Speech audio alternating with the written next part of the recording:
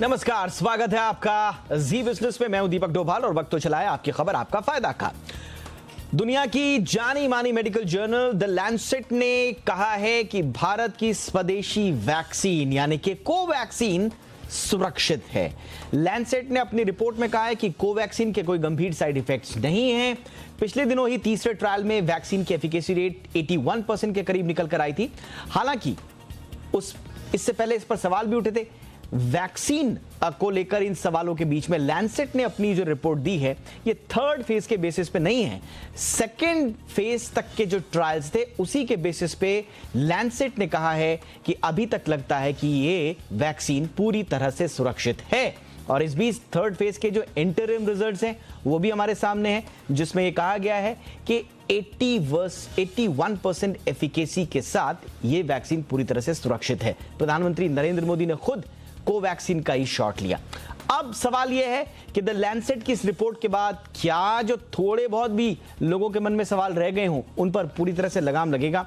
क्या इससे वैक्सीनेशन में और तेजी आएगी? आज के शो में इसके अलावा भी वैक्सीनेशन को लेकर और भी जो सवाल हैं उन पर भी बात करेंगे, कोवैक्सीन पर भी बात करेंगे। पहले रिपोर्ट देख लीजिए, मामला समझिए, मेहमानों के साथ लौट रहे हैं।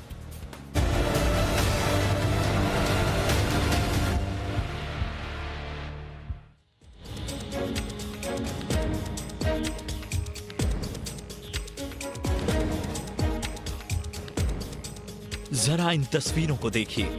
चश्मे के पीछे से झांकती आंखों में गौर से देखेंगे तो आपको भरोसा दिखाई देगा। भरोसा देश पर और देश में बनी कोरोना की वैक्सीन पर, जिन्होंने उन सवालों पर विराम लगाने की कोशिश की जो स्वदेशी वैक्सीन पर ही उठ रहे थे। और अब इस भरोसे पर दुनिया की सबसे बड़ी और सम्मानित मेडिकल जर्नल द लैंसेट ने भी अपनी मुहर लगा दी है, जिसने अपनी रिपोर्ट में भारत की स्वदेशी वैक्सीन कोवैक्सीन को सुरक्षित बताया है। लैंसेट ने अपनी रिपोर्ट में कहा है कि भारत बायोटेक और आईसीएमआर की वैक्सीन सुरक्षित है।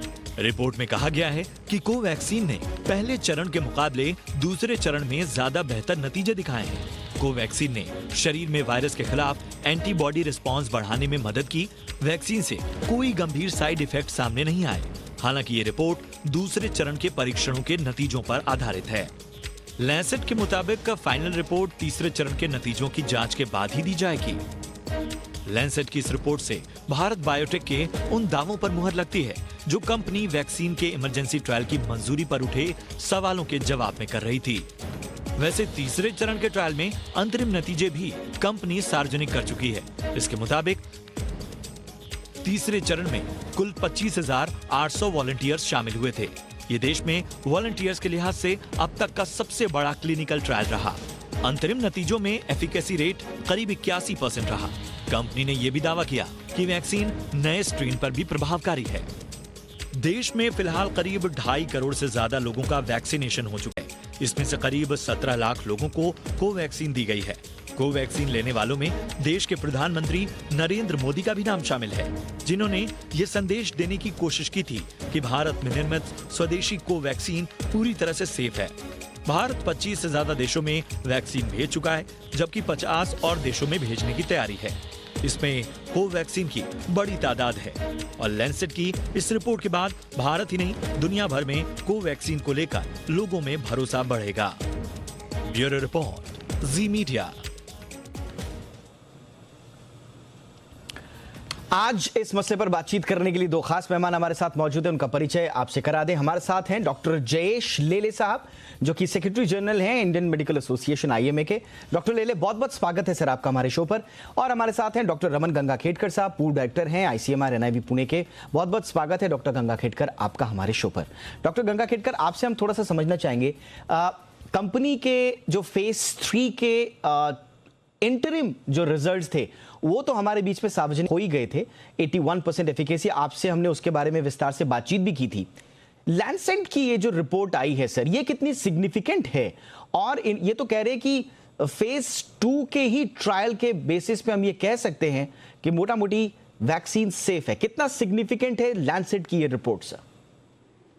देखिए, लैंसेट एक रेप्यूटेड जर्नल है जिसमें हर इंसान चाहता है कि अपना जो पर्चा है वो वहाँ छप जाए। क्योंकि उनकी रिव्यू प्रोसेस बहुत अच्छी होती है। अब इसमें हमारे लिए अच्छा क्या है ये वैक्सीन के इसमें? सबसे बड़ी बात क्या थी, लोग पहले पूछा करते थे कि क्या ये जो वैक्सीन है अपनी देसी, ये क्या असरकारक है? उसका तो जवाब कंपनी ने दे दिया, 81% उसका प्रोटेक्शन की एफिकेसी है करके। अब दूसरा सवाल लोगों के मन में था, क्या इसमें साइड इफेक्ट ज़्यादा रहते होंगे? जो इन चीज़ों को समझ के बहुत सारे लोग वैक्सीन लेने से मुकर जाते थे। लेकिन ये स्टडी जो पब्लिश हुई है, उसमें उन्होंने ये क्लियरली बताया, फेज 2 स्टडी में जो भी उनको साइड इफेक्ट दिखे हैं वो बहुत कम है और हमको साइड इफेक्ट्स में कोई सीरियस एडवर्स इवेंट दिखी नहीं है। दूसरी सबसे बड़ी बात उसमें दिखी है कि सारे वैक्सीन्स के जो पहले ट्रायल, जो पहले पेपर्स परचेस ये हुए, पब्लिश हुए, उसमें सारे लोगों ने इम्यूनोजेनिसिटी इसमें जब देखा गया तो सिर्फ एंटीबॉडी लेवल्स तक देखा जा रहा था। लेकिन इसमें ये भी देखा गया कि इसमें टी सेल इम्यूनिटी, यानी ये लंबे देर तक वैक्सीन असर कर सकती है, इसका मायना ये पर्चे के अंदर से हमको दिखाई देता है। तीसरी सबसे बड़ी बात, ये जो नए वेरिएंट्स आ रहे हैं, जैसा आप बार बार सुनते हैं इंग्लैंड में जो वेरिएंट आ रहा है, उसके खिलाफ भी वो काम करती है क्या, ये इसका भी पता इसमें चलता है।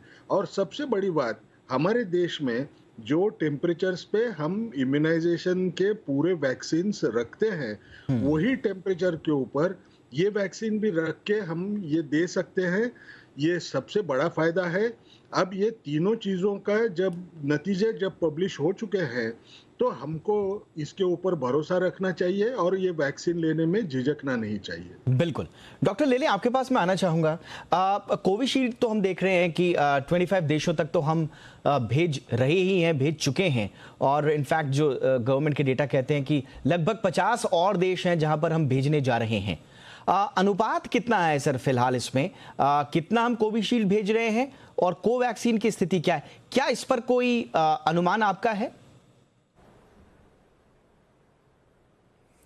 आज के तारीख में कोविशील्ड जो वैक्सीन है, जो पहले बाजार में और मुंबई में, इंडिया में आया था, इसके लिए कोविशील्ड का एक्सपोर्ट डेफिनेटली थोड़ा सा जास्ती हो गया है कोवैक्सीन के बजाय, क्योंकि कोवैक्सीन के फेज 3 के रिजल्ट तभी मौजूद नहीं थे। और इंडिया में भी जब भी चालू हो गया 1-1.5 महीने के पहले, तभी कोवैक्सीन सब जगह नहीं मिल रहा था। लेकिन आज के तारीख में कोवैक्सीन आने के 3rd फेज का ट्रायल भी आने के बाद में उसका अवेलेबिलिटी काफी जगह पे जास्ती बढ़ गया है। और डेफिनेटली मैं सर ने जो बताया उसके बारे में सहमत हूं, क्योंकि आज एक कोवैक्सीन जो है वो पूरा इंडिया में, आज फख्र की बात है कि आज इंडिया में वो वैक्सीन लॉन्च हो गया है और इंडिया में बनाई गई मेजॉरिटी का उसका काम जो है वो पूरा इंडिया में बना है।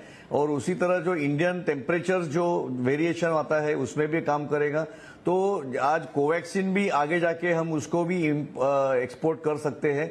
लेकिन आज के तारीख में कोविशील्ड का एक्सपोजर थोड़ा सा जास्ती है और बाहर काफी देशों में कोविशील्ड जा रहा है। लेकिन मैं मानता हूं कि थोड़े टाइम के बाद में ये, जैसे आज लैंसेट में ये पब्लिश हो गया, ये आज इंडिया के लिए गौरव की बात है कि आज इंडिया का जो पूरा बनाया हुआ वैक्सीन लैंसेट ने भी एक्सेप्ट कर लिया है। तो आगे जाके डेफिनेटली कोवैक्सीन का भी जास्ती प्रोडक्शन होके बाहर हम लोग बेच सकेंगे और डेफिनेटली इंडिया का नाम और हमारे साइंटिस्ट का नाम ऊंचा हो जाएगा।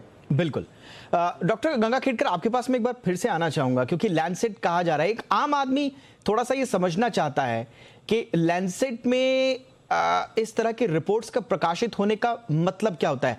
जैसे कि हमने देखा कि कंपनी ने खुद आकर प्रेस कॉन्फ्रेंस करी, खुद बताया कि इंटरिम डेटा इस तरह के हैं, एफिकेसी 81% की है।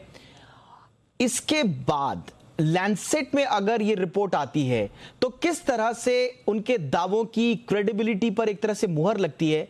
इसको किस तरह से समझा जाए? लैंसेट या कोई भी जर्नल क्यों इंपॉर्टेंट होता है?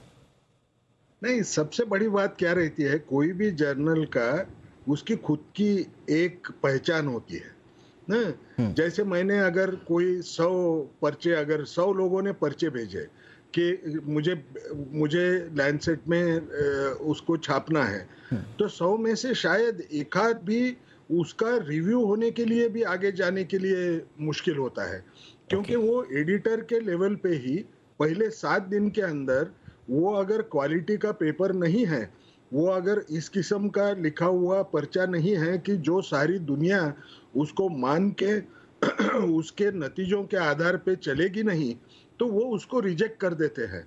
लैंसेट में जब छप के आता है तो इसका मायना क्या होता है कि वो लोगों ने ये जो पर्चा होता है, ये पर्चा जो दुनिया के माने हुए साइंटिस्ट है उस एरिया के, उन लोगों को एरिया के, यानी ये वैक्सीन है तो वैक्सीन के वैक्सीनोलॉजी के एरिया में, कोई समझो टीबी वाला है तो टीबी के एरिया में, इस किस्म के जो साइंटिस्ट होते हैं सबसे बड़े, उन लोगों ने रिव्यू करके उसको जब तक वो अच्छा है, उसमें कोई कमी नहीं है, ये जब तक नहीं बोला जाता है तब तक लैंसेट में पब्लिश होना, या साइंस या नेचर, ये 3 जर्नल्स, या new England journal of medicine, ये 4 जर्नल्स में पब्लिश होना बहुत मुश्किल होता है।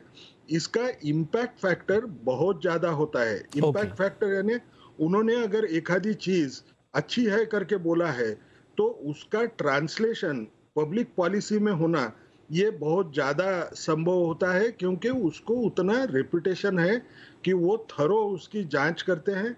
यानी किसी ने अगर क्लेम किया कि मेरी अगर ये दवा ले तो दवा से फायदा होगा, ये पेशेंट की बीमारी कम होगी, तो वो अगर लैंसेट में से आता है तो उसको बहुत बड़ा मानते हैं कि ये सही मानों में होता होगा, और सारी दुनिया इसके ऊपर विचार करने को तैयार हो जाती है। बिल्कुल। एक बार बार डॉक्टर लेले, एक बार बार एक टर्म आ रहा था जब हम शुरुआत में, जब कोवैक्सीन को लेकर बहुत सारे सवाल भी उठे थे, और उसके बाद रिव्यूज जर्नल्स में छपना, इसको लेकर बहुत सारे सवाल उठे, तो लोगों के मन में एक शब्द बार बार घूम रहा था जो बार बार एक्सपर्ट्स यूज कर रहे थे, वो था पीयर टू पीयर रिव्यू।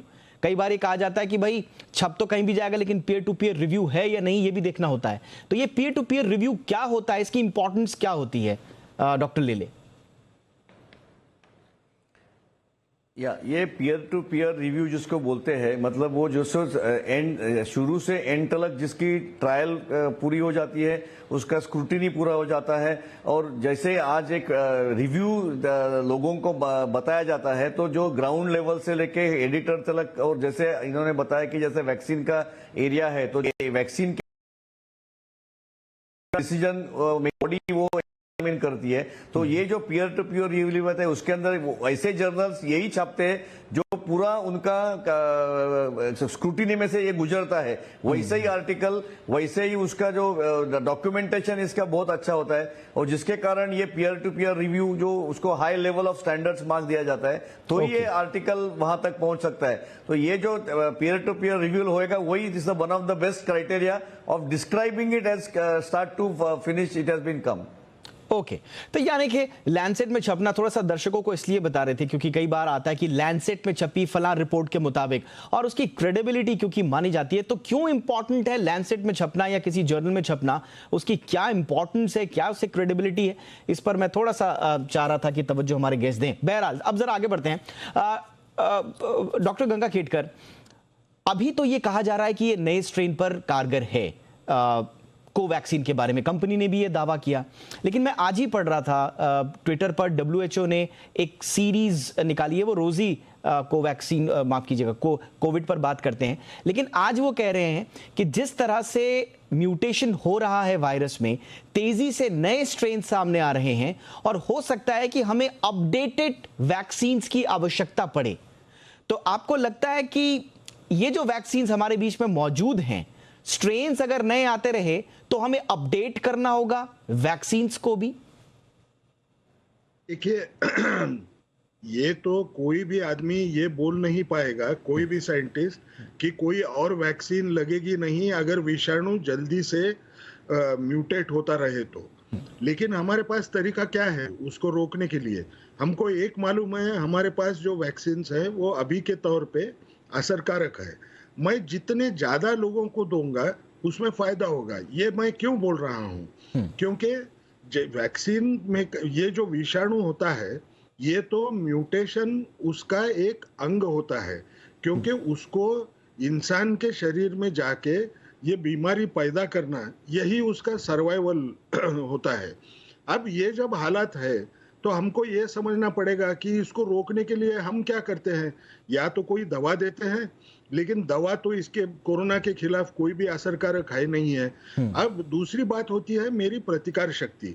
मेरी प्रतिकार शक्ति तो प्रभावी है, लेकिन वो प्रतिकार शक्ति को उसको झुकाने के लिए वायरस को ऐसा म्यूटेशन बनाना पड़ेगा जो उसके ऊपर असर न कर पाए। वो बनाने की वो कोशिश में होता है। अब ये कोशिश करते वक्त मैंने जो वैक्सीन देके जो शरीर में की इम्यूनिटी बढ़ाई है, उसको रोकने में हम कामयाब हो सकते क्या, ये सवाल उठता है। सबसे बड़ी बात हमको याद रखना है, ये विषाणु जब दूसरे उसके बच्चे जब पैदा करेगा तो करते वक्त वो परफेक्ट रिप्रोडक्शन नहीं होता है, उसमें एरर होती है और म्यूटेशन आते हैं। अब ये म्यूटेशन अगर मुझे कम करना है तो वो जितने ज्यादा लोगों के शरीर में न जाए, उसकी वजह से मैं वो म्यूटेशन होने का रोक पाऊंगा। यानी उसके 2 महीने हो गए, मैं वैक्सीनेशन अगर रैपिडली कर पाऊं तो शायद ये म्यूटेशन का डर मुझे उतना नहीं रहेगा। और नंबर 2, मैं अगर वैक्सीन ऐसी लूं कि जो ये म्यूटेंट्स के खिलाफ काम करती है तो मुझे उसका डर नहीं रहेगा। लेकिन ये तो आखिरी डर सबके मन में रहेगा कि और कोई वैक्सीन का 1-8 डोज लेने की नौबत आएगी क्या। लेकिन जब तक ये सही मानों में दिखता नहीं, उससे डर के हमने ये वैक्सीन लेने का टालना, ये अच्छा नहीं रहेगा। ठीक है सर, तो आज हम बात कर रहे हैं लैंसेट में छपी उस रिपोर्ट के बारे में जिसमें कहा गया है कि भारत में निर्मित स्वदेशी वैक्सीन कोवैक्सीन पूरी तरह से सुरक्षित है और ये फेज 2 तक के ट्रायल्स के नतीजों के आधार पर ही लैंसेट कह रही है। हालांकि लैंसेट भी वेट कर रहा है कि फाइनल जो फेज 3 के अभी तो इंटरव्यू आए हैं, जो फाइनल नतीजे होंगे उसके बाद वो अपने नजरिए में शायद कोई बदलाव करें। लेकिन फिलहाल जो वो कह रहे हैं वो ये कह रहे हैं कि ये पूरी तरह से सुरक्षित है, यानी कि कोवैक्सीन भारत बायोटेक जो दावा कर रही थी उस पर अब अंतरराष्ट्रीय लैंसेट जर्नल की मुहर लगी है। डॉक्टर लीले, अब आपके पास मैं थोड़ा सा आना चाहूंगा। वैक्सीनेशन से रिलेटेड बहुत सारे सवाल लोगों के मन में भी हैं और अब तो कोवैक्सीन भी हमारे सामने है पूरे डेटास के साथ और एविडेंसेस के साथ, तो जाहिर सी बात है वैक्सीनेशन में तेजी आएगी। लेकिन सवाल ये उठ रहा है सर यहां पर कि अभी भी वैक्सीन को लेकर एक तरह का जो भ्रम है वो ये है कि अगर किसी ने कोविशील्ड पहले ले लिया हो और अब वो चाहता हो कोवैक्सीन लेना, तो क्या ये पॉसिबल है या उसको कोविशील्ड के साथ ही जाना होगा? और अगर वो कोवैक्सीन लेता है तो उसके फिर शर्तें क्या होंगी? दोनों के जो कोवैक्सीन और कोविशील्ड जो बनाए गए हैं उनका तरीका अलग है, उनका इम्यूनिटी अलग बनाने का तरीका है और उसके लिए जो इम्यूनिटी TCL जिसको हम लोग बोलते हैं तो वो अलग टाइप से बन रहा है बॉडी में। तो मेरे हिसाब से यही ठीक रहेगा कि अगर उन्होंने कोविशील्ड पहले लिया है तो उन्होंने कोविशील्ड लेना अच्छा रहेगा और वो कोवैक्सीन का इम्यूनिटी और कोविशील्ड का इम्यूनिटी अलग अलग से बनेगा। आज हमारे पास ये भी है कि कोविशील्ड का जो इम्यूनिटी बनता है, इम्यूनोजेनेसिटी और साथ में उसके एंटीबॉडीज बन रहे हैं, वो अलग अलग जगह पे बाइंडिंग है उसका।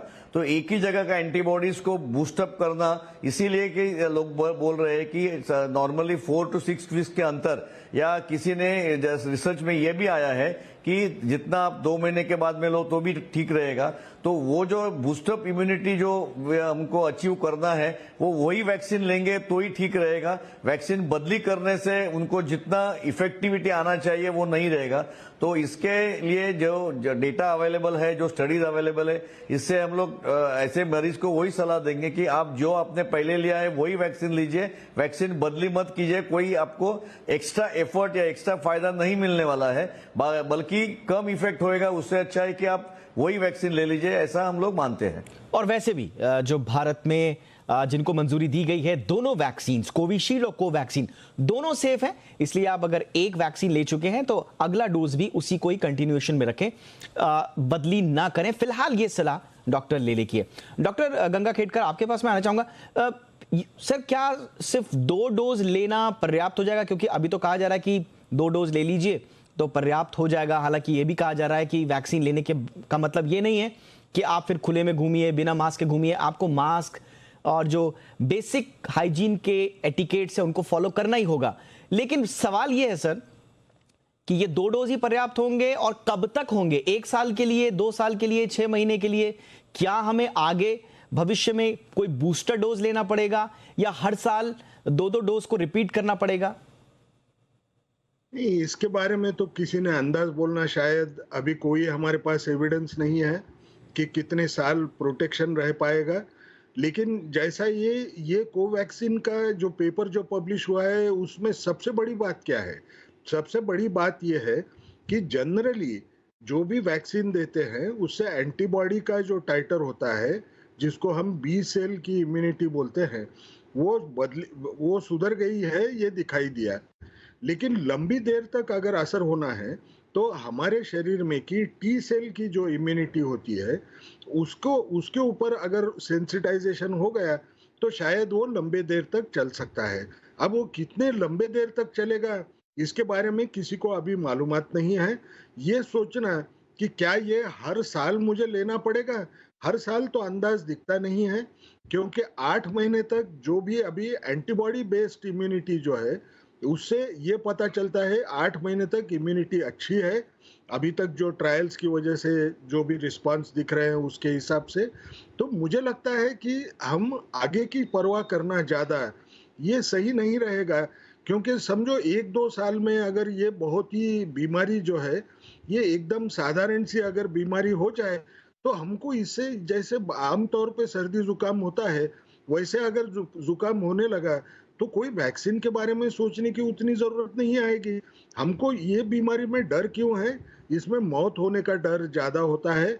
इसमें सीवियर डिसीज अगर हो गया तो उसको पोस्ट कोविड सिंड्रोम होने का भी डर उतना ही ज्यादा होता है। अगर हम वैक्सीन अभी ले लें तो शायद ये नहीं होगा। ये अगर लंबे समय तक इसका इफेक्ट रहे तो सबसे अच्छी बात है। लेकिन इसके लिए कि वो और अगर कितने दिन सुरक्षित रहती है उसके लिए कह रहे हैं कि अभी भविष्य के लिए बहुत ज्यादा परेशान होने की जरूरत नहीं है। अभी जो मौजूदा चीज है वो आपके हाथ में है, जाकर वैक्सीनेशन करवाना, और चरणबद्ध तरीके से वैक्सीनेशन आगे बढ़ रहा है। 2.5 करोड़ लोगों के आसपास को जो है वैक्सीनेशन हो चुका है। बहुत सारे लोग जो हैं अभी भी वो लाइन में हैं। बहुत अच्छे रफ्तार में वैक्सीनेशन की प्रोसेस आगे बढ़ रही है और लगातार ये एविडेंसेस मिल रहे हैं कि वैक्सीन सेफ हैं। साइड इफेक्ट के जो मामले आ रहे थे वो भी नगण्य हैं। तो इसलिए बेखौफ होकर वैक्सीनेशन कराइए, चाहे कोविशील्ड कराइए, चाहे कोवैक्सीन कराइए, वैक्सीनेशन जरूर कराइए जब भी आपका नंबर लगे तब। बहुत बहुत शुक्रिया आप दोनों का हमारे साथ बात करने के लिए। डॉक्टर जयेश लेले, थैंक यू सो मच, आपने वक्त निकाला। डॉक्टर रमन गंगाखेडकर, आपका भी बहुत बहुत शुक्रिया। इसी के साथ ये था आज की खबर, आज का एपिसोड आपकी खबर आपका फायदा का। जी बिजनेस देखते रहिए। नमस्कार।